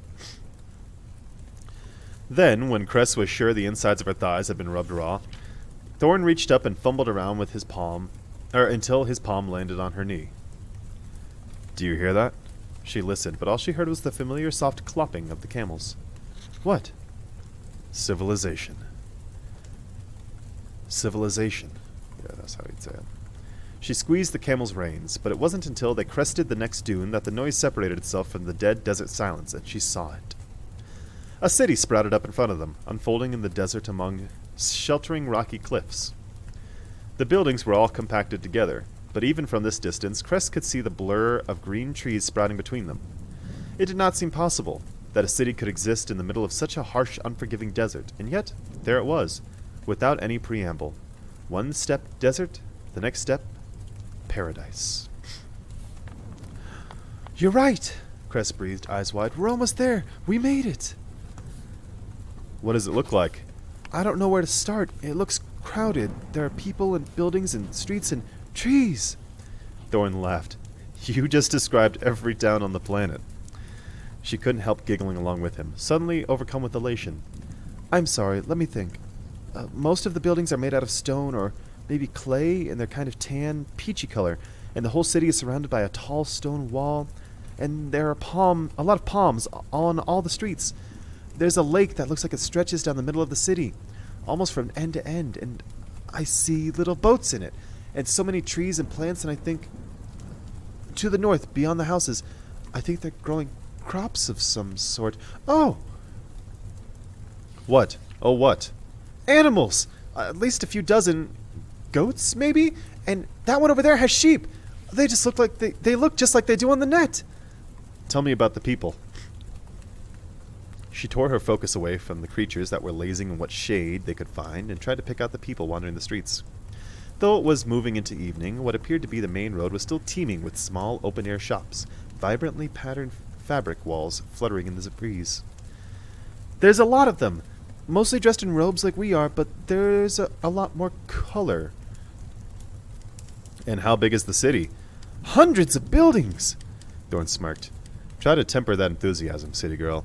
I told everyone that we met in Los Angeles." "Right. Sorry. It's just... We made it, Captain." His hand slid down her leg, wrapping loosely around her ankle. "I'll be glad to get off these sand dunes, but there will be a lot more things to trip over here than in the desert. Try not to go too far, all right?" She stared down at his profile and recognized the strained look of concern in the tilt of his lips, the crease between his eyebrows. She hadn't seen that look since they stumbled across the caravanners, and she thought he was growing more uncomfortable with his blindness. But maybe he'd only been trying to hide his weakness from the others. "I wouldn't leave you," she said. It was clear from the moment they rolled into town that the caravan was well known and expected, and late. The caravanners wasted no time in setting up a spot amid the shops and unloading their goods. While Cress tried to drink in the architecture and building and details and beauty that surrounded her, though the city had appeared bleached and sandy from afar, up close she could pick out vibrant swatches of orange and pink decorated sides of buildings and cobalt blue tiles lining doorways and steps. Almost every surface was bedecked in some decoration, from gold trim to intricately carved archways to an enormous fountain that stood in the middle of the main square. Cress peered into the burbling water as they passed, mesmerized by the starburst pattern laid out on the fountain's base. "What do you think?" asked Gina. Cress beamed. "It's breathtaking." Gina scanned the surrounding market stalls and building fronts as if she'd never really looked at them before. "This has always been one of my favorite stops along our route, but you would hardly recognize it from a couple decades ago. When I was first learning the trade, Kufra was one of the most beautiful cities in the Sahara. But then the plague struck. Nearly 2/3 of the population was annihilated in only a few years, and many more fled to other towns, or left Africa altogether. Homes and businesses were abandoned, crops left to burn beneath the sun. They've been trying to recover ever since." Cress blinked and looked again, past the beautiful ornamentation and vibrantly painted walls, trying to see the town that Gina described, but she couldn't. It doesn't seem abandoned. Not here on the main square, but if you head out to the northern or eastern neighborhoods, it's practically a ghost town. Very sad. It was very wealthy then, said Thorne, cocking his head. Before the plague? Oh yes. Gufra was one of the many trade routes between the uranium mines in Central Africa and the Mediterranean. One of Earth's most valuable resources, and we nearly have a monopoly on it. Excepting Australia, but there's plenty of demand to share. Uranium, Thorne said, for nuclear power. It also powers most of today's spaceship engines. Thorne whistled, sounding impressed, though Cress thought he had probably already known that. Follow me, said Gina. There's a hotel around the corner. I should say that more confidently. Follow me! There's a hotel around the corner. Gina led them through the cramped maze of market stalls, passing everything from crates overflowing with dark sugar dates to tables lined with fresh goat cheeses, to a Medroid clinic offering free blood scans. Leaving the market lanes behind, they passed through a worn gate into a courtyard garden, filled with more palms and a tree with big yellow fruits hanging from its branches. Cress beamed when she recognized them and ached to tell Thorne about the lemons, but managed to smother her excitement. They stepped into a small lobby with an arched doorway that led into a dining area where some people were crowded around a table playing cards. The room smelled sweetly perfumed and heady, almost intoxicating. Gina approached a girl who sat behind the desk, and they spoke in their other language before she turned back to them. They're going to keep your room on our tab. They have a small kitchen here. Order whatever you need. I have work to do, but I will ask about some shoes for you when I have the chance. Cress thanked her repeatedly until Gina trotted off to complete her business. Roommate upstairs, said the clerk, handing Cress a small tag embedded with a sensor key. And please do join us for our nightly Royals competition in the lobby restaurant to your left. First 3 hands are complimentary to guests. Thorne cocked his head toward the dining area. You don't say. Cress eyed the players gathering around the table. Do you want to go see? No, not right now. Let's find our room. On the second floor, Cress found the door marked with a black-painted 8. As she swiped the tag and opened the door, her attention landed first on a bed set against the wall, draped with cream-colored netting that hung from 4 tall posts. Pillows and blankets with gold embroidery and tassels were more elaborate by far than the linens she'd had on the satellite, and infinitely more inviting. Describe, said Thorne, shutting the door behind them. She gulped. Well, there's a bed. Thorne gasped. What? This hotel room comes with a bed? She scowled. I mean, there's only one. We are married, darling. He wandered around the room until his cane struck the writing desk. There's a little desk, she said. There's a net screen above it, and over here's a window. She pulled back the curtains. The angled sunlight cut across the floor. We can see the whole main street from here. She heard a thud and spun around. Thorne had kicked off his shoes and collapsed spread eagle on the mattress. She smiled, wanting little more than to crawl up beside him and rest her head on his shoulder and sleep for a long, long time. But there was one thing she wanted even more. Through the room's only other door, she could make out a tiny porcelain sink and an old-fashioned clawfoot tub. I'm going to take a bath. Good idea. I'll be right behind you. Her eyes widened, but Thorne was already laughing. He propped himself up on his elbows. I mean, he said, flicking his fingers through the air, I'll take one when you're done. Right, she murmured, and slipped into the washroom. Cress may not have ever been in an earthen washroom before, but she knew enough to realize that this was not the top of latrine technological advancement. The small overhead light functioned via an actual switch on the wall rather than by computer, and the sink faucet had 2 water-spotted handles for warm and cold. The shower was a giant metal disc positioned over the freestanding tub, and a lot of the white porcelain had been damaged with time, revealing black cast iron underneath. A bar was hung with plush white towels, in far better shape than the towels Cress had used on the satellite. She pulled her clothes off with one more sigh of contentment. Her bottom layers clung to her with a layer of sweat and grime. The bandages on her feet were filled with sand and dried blood, but the blisters had been reduced to raw, pinkish skin. She threw everything into a pile on the floor and turned on the water. It came on hard and cold. She got in as soon as she could stand it, and found that it felt shockingly good against the sunburns on her face and legs.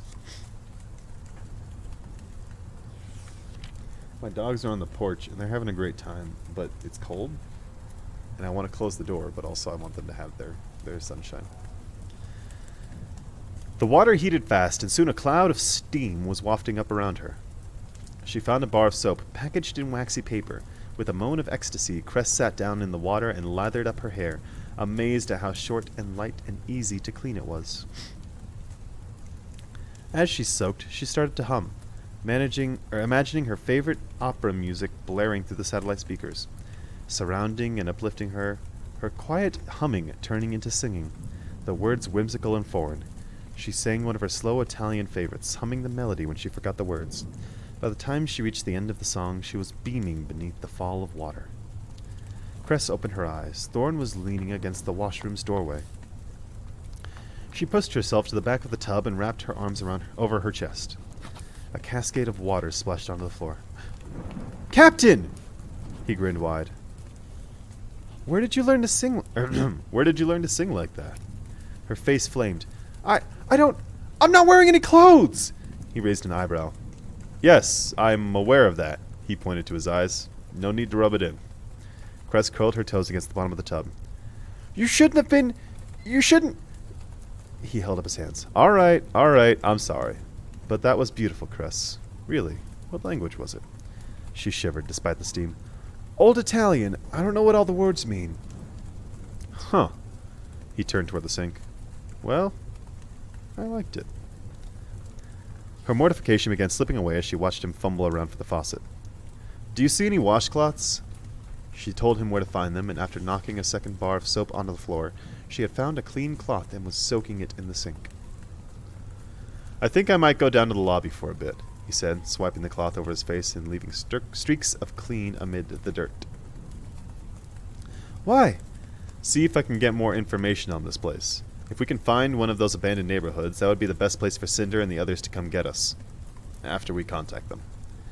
If you give me a minute, I can... She trailed off, gaping at Thorne as he peeled off his shirt.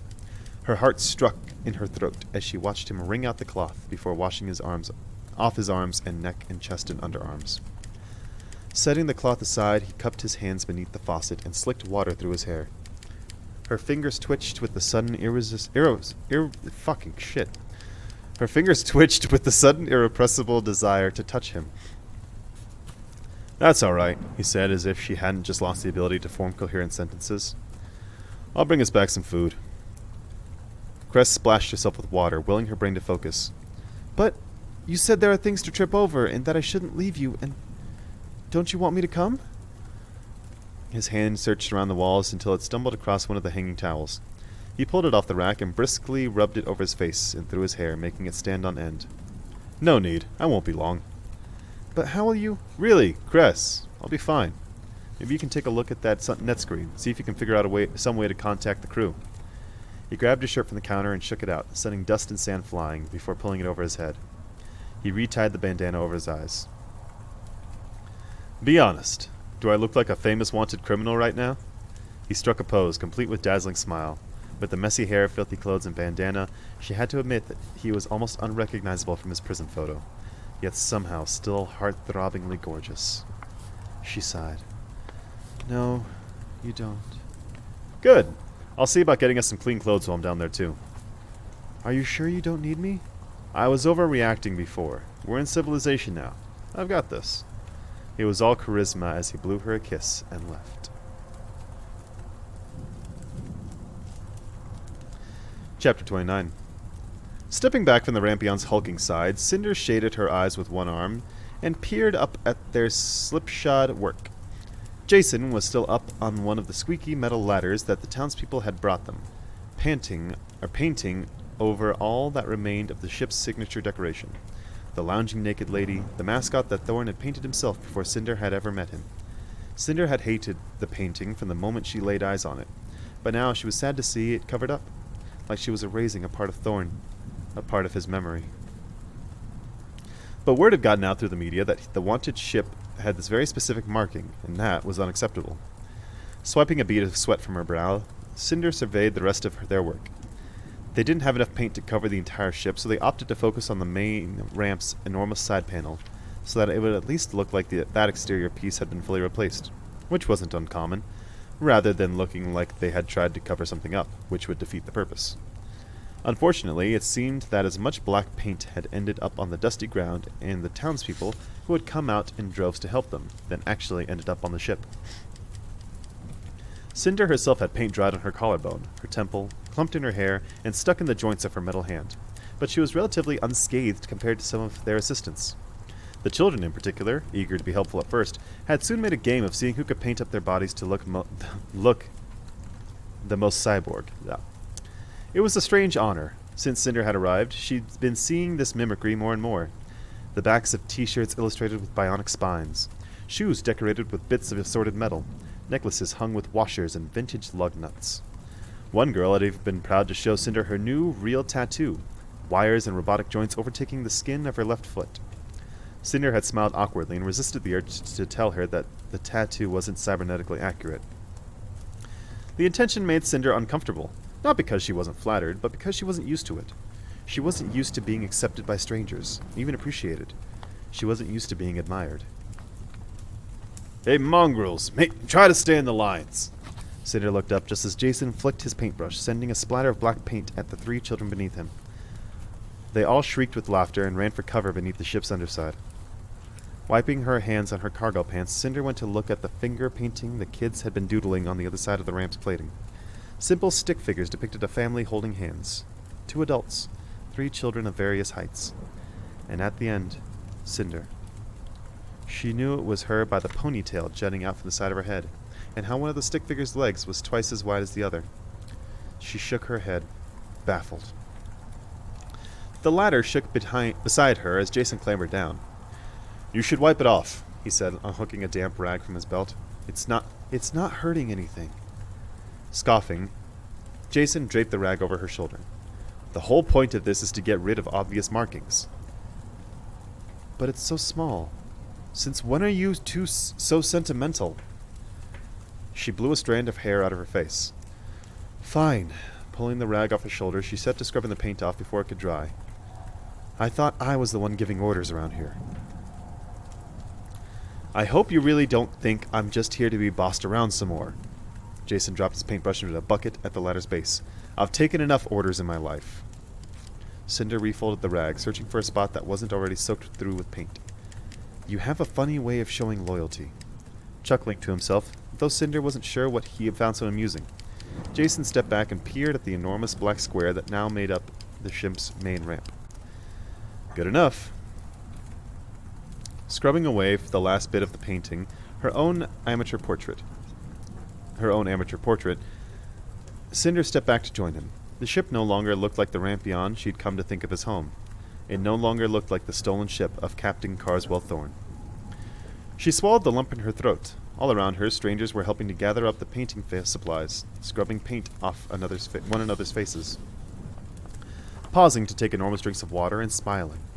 Smiling because they'd spent the morning together, accomplishing something. Somehow, though Cinder knew she was at the center of it all, she couldn't help feel disconnected from the camaraderie, the friendships that had been forged over years of being part of one community.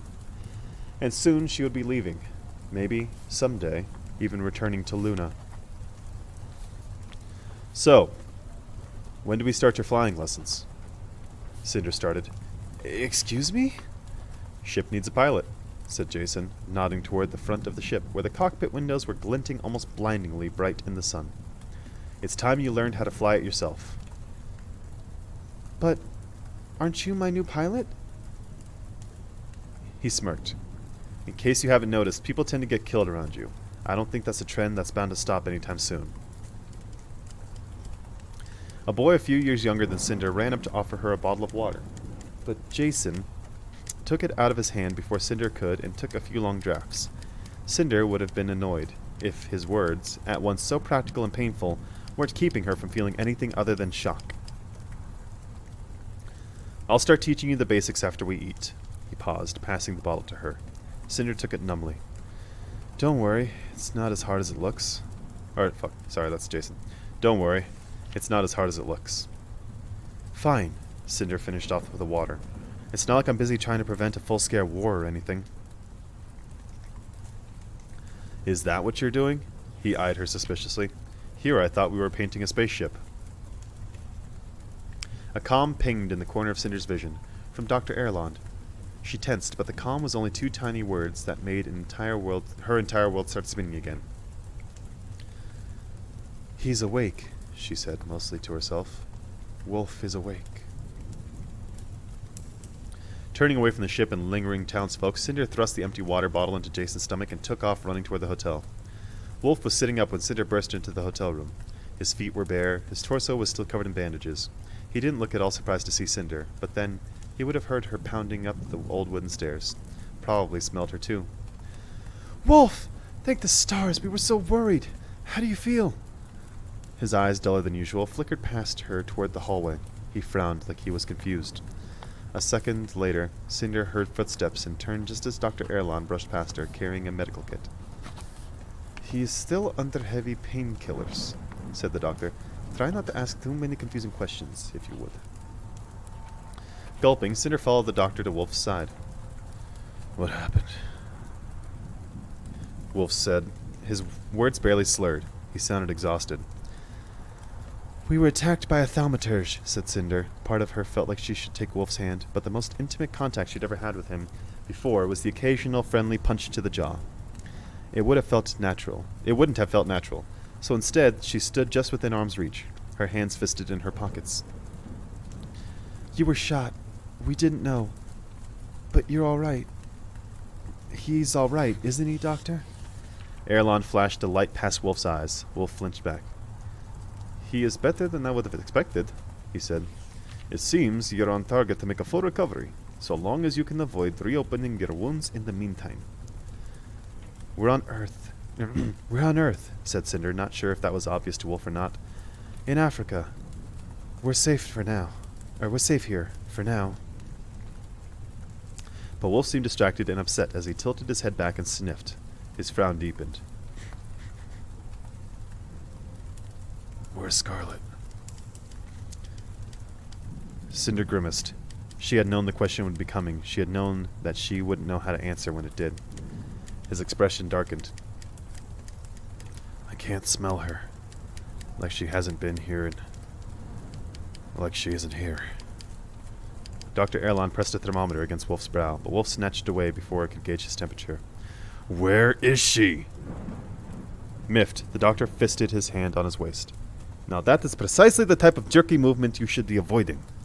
Wolf snarled, showing his sharp teeth. She's not here, said Cinder, forcing herself not to shrink away when Wolf turned his glare on her. She struggled to form an explanation. The thaumaturge took her. During the fight on the ship, she was alive. I don't think she was even injured, but the thaumaturge took her aboard the pod ship. Jason thinks she needed Scarlet to pilot it. Wolf's jaw went slack, with terror, with denial. He jerked his head. No. Wolf. How long? How long ago? She scrunched her shoulders against her neck. 5 days. He grimaced and turned away, his face contorting with pain that had nothing to do with his wounds. Cinder took half a step toward him, but paused. There were no words that would mean anything to him. No explanation. No apologies. So she braced herself for Wolf's anger instead. She expected fury and destruction. His pupils had narrowed to pinpricks, and his fists started to flex. Though Cinder had practiced her mind control sporadically on Jason and the doctor since they'd arrived in Farafra, it would be a true test of her abilities if Wolf lost control. And she could sense it brimming inside him, fear burning and roiling, panic writhing inside his chest, the animal straining to be unleashed inside the man. But then Wolf's breath hitched and all the fury drained out of him with a shudder. Like a man shot fatally through the heart. He collapsed over his knees, covering his head with his good arm like he wanted to block out the world. Cinder stood, staring. All her senses were attuned to Wolf, focused on the energy and emotions that clouded around him. It was like watching a candle extinguish. It was like watching him die. Gulping, Cinder sank into a couch in front of him. She considered reaching out and placing a hand on his arm, but she couldn't bring herself to do it. It was too much like an invasion, especially when her gift was attuned to him, like this. When she was watching him break and crumble in front of her, she longed to put him back together, to take away the vulnerability that didn't fit him. But it was his right to mourn. It was his right to be terrified, for Scarlet, as she was. "I'm sorry," she whispered. "But we will find her. We're trying to come up with some way to get to Luna. We'll find her. We'll rescue—" His head jolted up so fast that Cinder nearly fell over from surprise. His eyes had brightened again. "Rescue her?" He seethed, his knuckles turning white. "You don't know what they'll do to her! What they've already done to her!" It happened so fast. One moment he was a broken man, crumbling over his knees. The next he was on his feet, grabbing the frame of the bed and upending it against the wall. The medical kit crashed to the floor. The room shook. Crying out, Cinder scurried backward. Then the chaos quieted, just as suddenly. Wolf froze, teetered on his feet, and fell so hard onto the floor that the hotel trembled from the impact. Dr. Erlon stood above his prone body, empty syringe in hand, glaring at Cinder over his thin-framed spectacles. She gulped. "Wouldn't it be handy," said the doctor, "if we had someone here with the mental faculties capable of controlling one of his kind when he goes on just that sort of tirade?" Hands shaking, Cinder pushed her mess of hair out of her face. "I was getting around to it." "Well, faster next time, if I might make a suggestion." He's a guy. Why am I doing it in Gina's voice? "Well, faster next time, if I might make a suggestion." Sighing, he tossed the syringe onto the room's small desk and glowered down at the unconscious man. Blood was beginning to seep through the bandages beneath Wolf's shoulder blade. "Perhaps it will be best to keep him sedated, for the time being." "Perhaps." The doctor's lips puckered, wrinkling creased down his cheeks. "Do you still have those tranquilizer darts I gave you?" "Oh, please." Cinder forced herself to stand, though her legs still shook. "Do you have any idea how many times I've nearly died since you gave me those? They're long gone." Dr. Erland harumphed. "I'll make you some more. I have a feeling you're going to need them."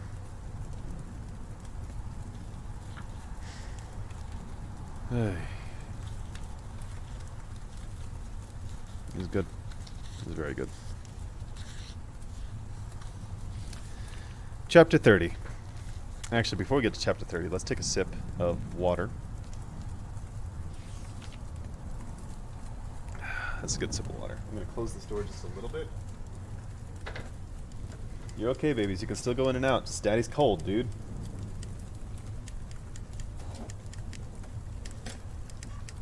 So cold. It's cold, and you're sleeping. The sun's not even shining. It's like almost raining out there. What are you doing? Whatever makes you pups comfortable. So we have a lot to go over with what we've discussed. So, thankfully, they made it safely to a town.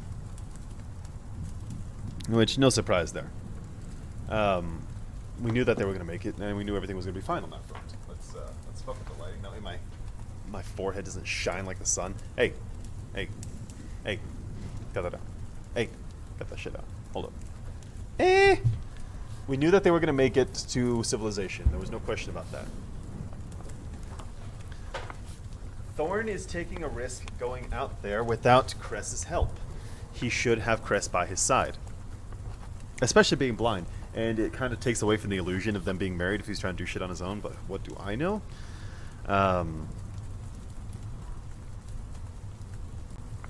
Dr. Erlon coming in clutch with the syringe for Wolf. Knew he was going to go berserk. I honestly thought that, well, no, because Cinder's his friend. She wouldn't try and glamour him to help him calm the fuck down. So we kind of expected that.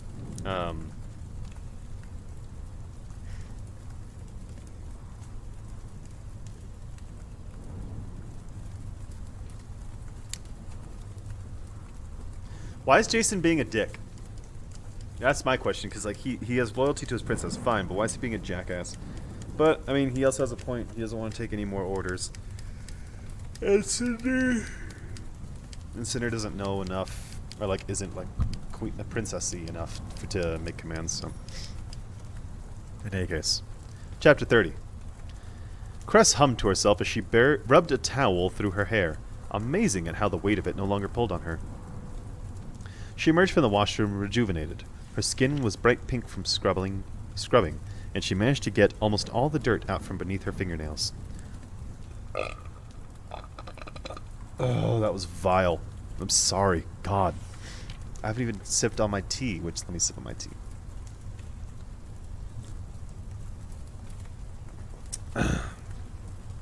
Oh, that's far sweeter. I like that one. I mean, I like the other tea that I had too, but the other tea is more earthy. This one's a lot sweet. It's crimson hibiscus berry. Ooh. As if I know what the hell I'm talking about. Anyway. The bottoms of her feet and the inside of her legs were still sore, but all those complaints were petty compared to the sensation of unexpected luxury.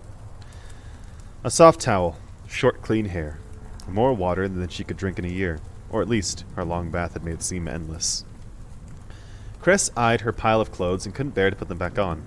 As Thorne hadn't returned yet, she pulled a blanket off the bed and wrapped it around herself instead, then struggled to kick the corners out of her way as she crossed to the net screen on the wall. Screen on. It was set to an animated net feed that showed orange octopuses and blue children bopping around to tech beats.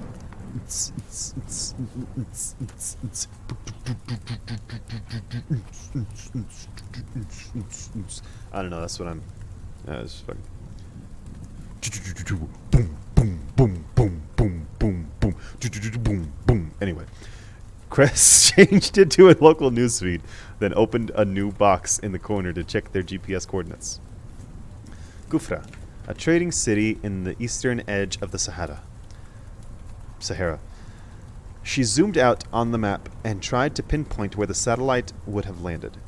Though it was impossible to gauge how far they'd walked, probably not half as far as it had seemed, regardless there was nothing in the vast open sands to the north and west. She shuddered, realizing how close they had become to being food for the vultures. She sent the map away, beginning to concoct a strategy for contacting the Rampion. Though they didn't have the decom chip anymore, that didn't mean the Rampion was completely out of touch.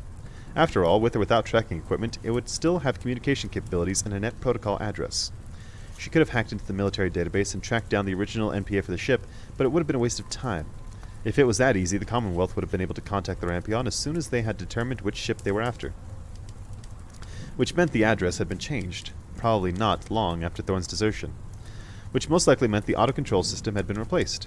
Hopefully, Thorne would have some information on where and when the new system had been purchased, or what programming it had been replaced with.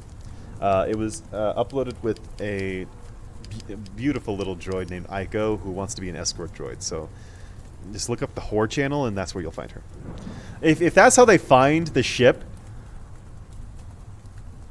If Thorne tells her, oh yeah, Aiko's obsessed with women's clothing and wants to be an escort droid, and they like reverse search the IP address from an escort droid website, I'm going to be pissed.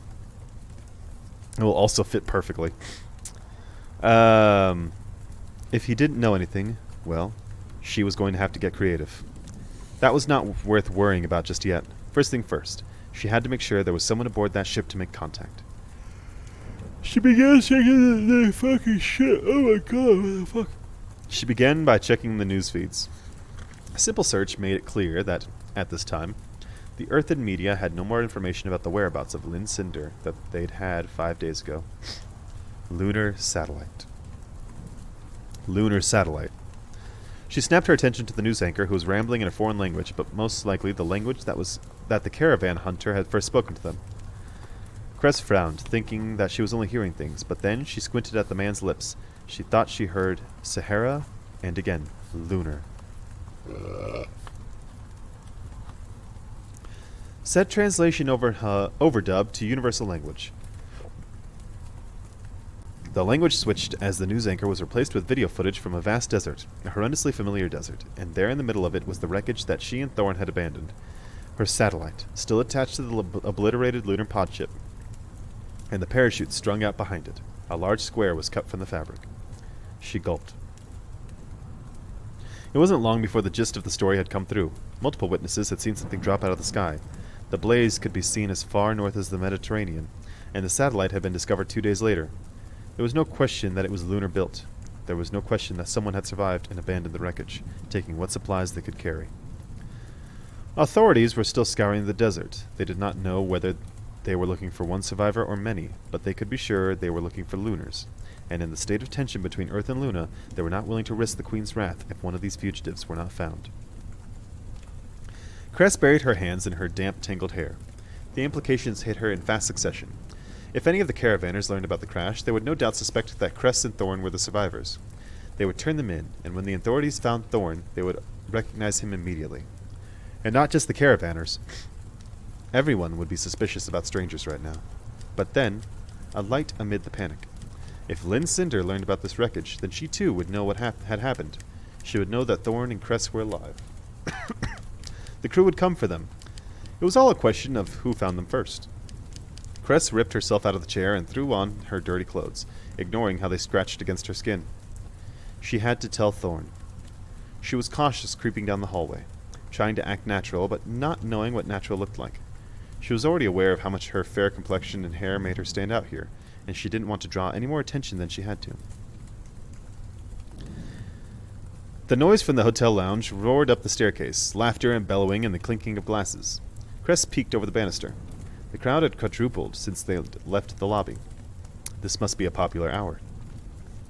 Men and women loitered around the bar and card tables, snacking on bowls of dried fruits. The crowd around a corner table hollered in delight, and Cress was relieved to spot Thorne in their midst, still blindfolded and holding a hand of cards. She crept through the crowd toward him, her mouth watering from unfamiliar spicy aromas.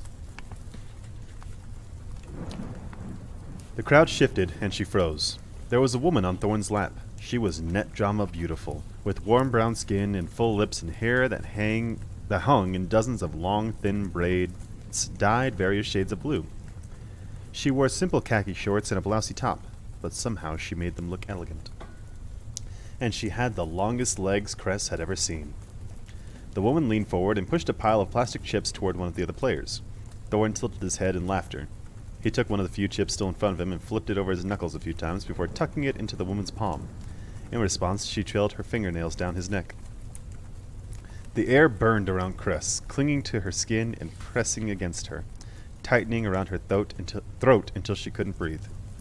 Suffocating, she turned and dashed from the lounge. It's got to be a real heartbreak for her. Her knees were shaking as she ratcheted up the stairs. She found door number 8 and dumbly shook the knob, seeing those fingernails teasing against his skin again and again. Before she realized that the door was locked, that the key was inside, beside the washroom sink. She sobbed and slumped against the wall, beating her forehead against the frame. Stupid, stupid, stupid. Cress? She spun around. Or no, Cress? She spun around, swiping at the hot tears. Gina stood before her, having just emerged from her own room down the hall. What's wrong? Cress ducked her head away. I'm locked out, and Carswell is... She dissolved, crying into her palms as Gina rushed forward to embrace her. Oh, there. It's not worth getting so worked up about. This only made Cress cry harder. How twisted their story had become. Thorne was not her husband, despite their made-up romance, despite the nights spent in his arms. He had every right to flirt with whomever he chose. And yet, how wrong she'd been. How stupid. You're safe now, Gina said, rubbing her back. Everything is going to be fine. Here, I brought you some shoes. Sniffing, Cress looked down at the simple canvas shoes in Gina's hand. She took them with shaking hands, stammering out her gratitude, though it was buried beneath hiccups. Listen, I was just going to meet Niels for a late meal. Would you like to join us? Cress shook her head. I don't want to go back down there. Gina petted Cress's hair. You can't stay up here without your key. We'll slip right past the lobby. There's a restaurant on the corner. Does that sound nice? Cress tried to calm herself. All she wanted was to get into her room and hide under her bed, but she would need to go talk to the girl at the desk again to get another key. She would bring even more attention to herself, especially now that her eyes were red and her face flushed. People would talk, and she suddenly remembered how bad it was that people would talk. And she didn't want to still be standing in the hallway, sniffling and miserable, when Thorne came back. If she could have some time to calm down, then she could speak to him rationally. She would go on like her heart wasn't shattered. All right, she said. Yes, thank you. Gina kept her securely tucked beneath her arm and hurried them both down the stairs and through the lobby. She guided her along the walkway that lined the main road. The crowd had dwindled, many of the shops now covered up for the night. Yeah. It isn't right to see such a pretty girl crying like that, especially after all you've been through. Cress sobbed again. Don't tell me you and Carswell had a fight after surviving the Great Sahara together. He's not. She ducked her head, watching sand slip down the cracks of the clay pavers. Gina took her elbow. He's not what?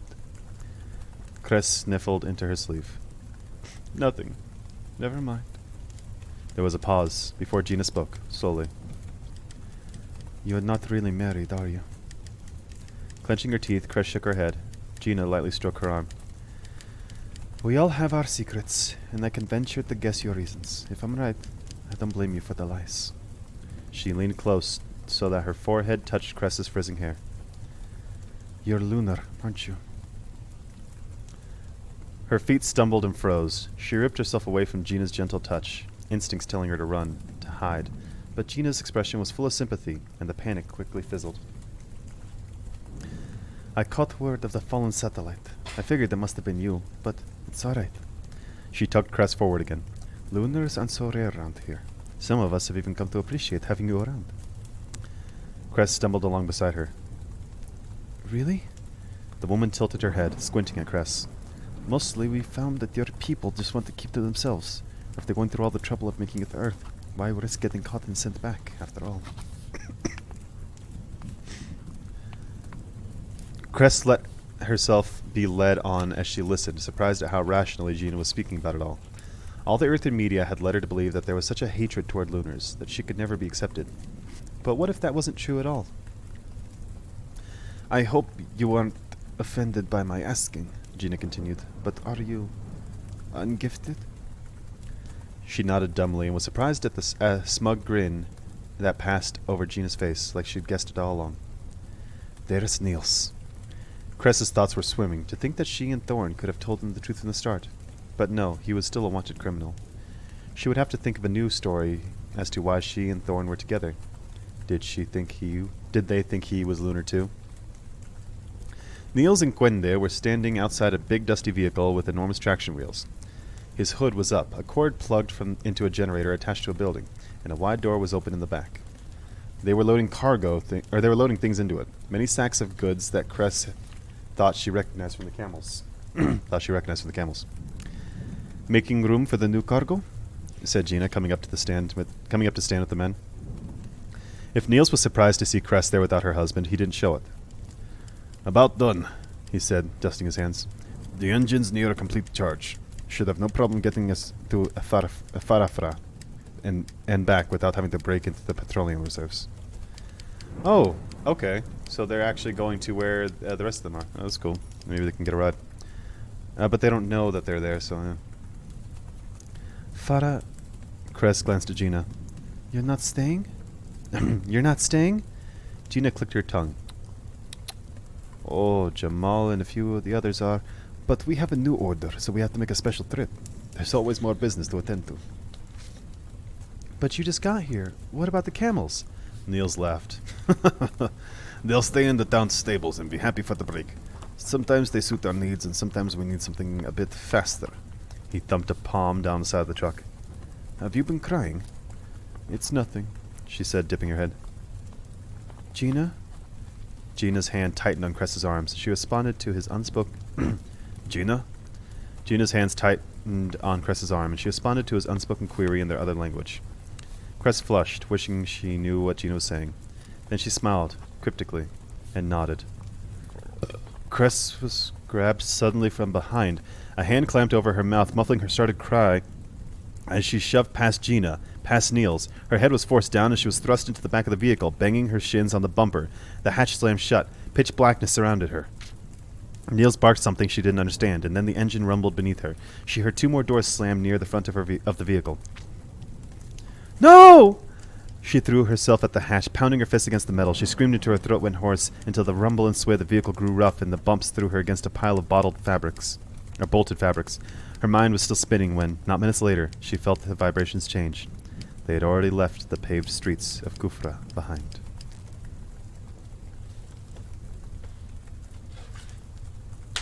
They're fucking slave traders. Not slave traders, but they deal in human skin.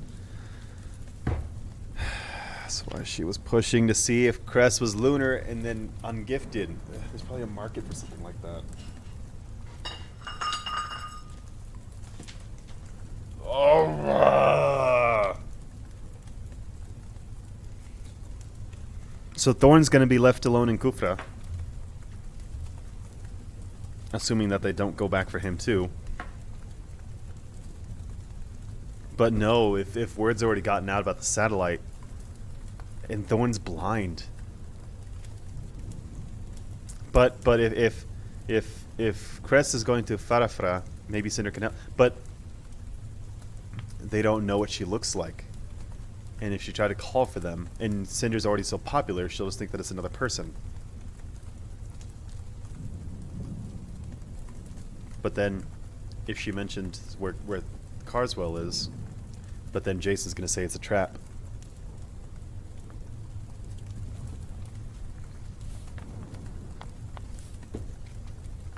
This ain't good. This is not good. But I'll tell you what's also not good is that you guys are going to have to wait for more Cress in the next video. Have a good one, guys. Bye.